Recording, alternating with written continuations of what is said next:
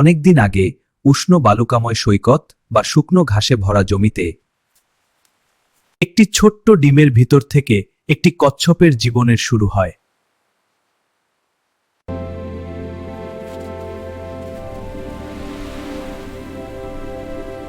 মা কচ্ছপ মাটিতে একটি গর্ত খুঁড়ে সেখানে কয়েকটি ডিম পাড়ে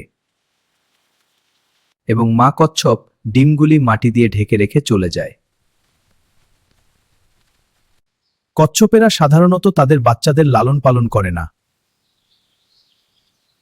কয়েক সপ্তাহ বা মাস পর ছোট্ট কচ্ছপটি এক দুধ ব্যবহার করে ডিমের খোলস থেকে বেরিয়ে আসে।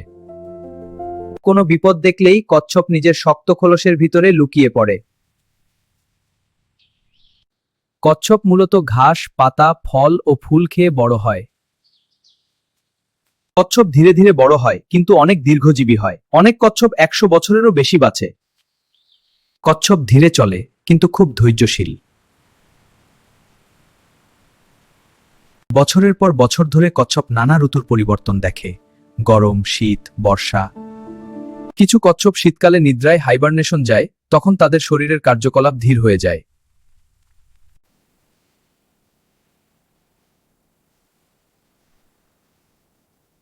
পূর্ণবয়স্ক হলে কচ্ছপ সঙ্গী খুঁজে নেয়।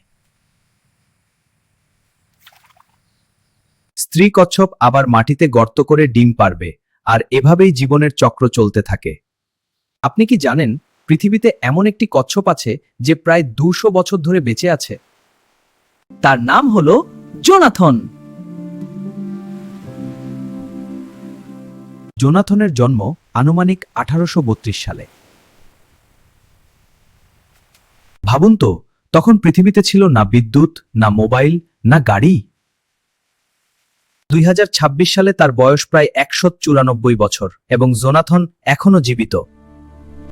জোনাথন বর্তমানে পৃথিবীর সবচেয়ে বয়স্ক স্থল প্রাণী হিসেবে পরিচিত। ইতিহাসে আরও কিছু দীর্ঘজীবী কচ্ছপ ছিল, যেমন টুই মালিলা, যার বয়স হয়েছিল প্রায় 188 ইয়ার্স। আর আদবৈতা নামের একটি কচ্ছপের বয়স নাকি 255 ইয়ার্স ছিল, তবে এর প্রমাণ নেই। তবে প্রমাণিত তথ্য অনুযায়ী জোনাথনই ইতিহাসের সবচেয়ে বেশি দিন বেঁচে থাকা কচ্ছপ। কচ্ছপের জীবন ধৈর্য, সহনশীলতা ও দীর্ঘায়ুর এক সুন্দর গল্প। ধীরে চললেও তারা সময়ের সাথে টিকে থাকে।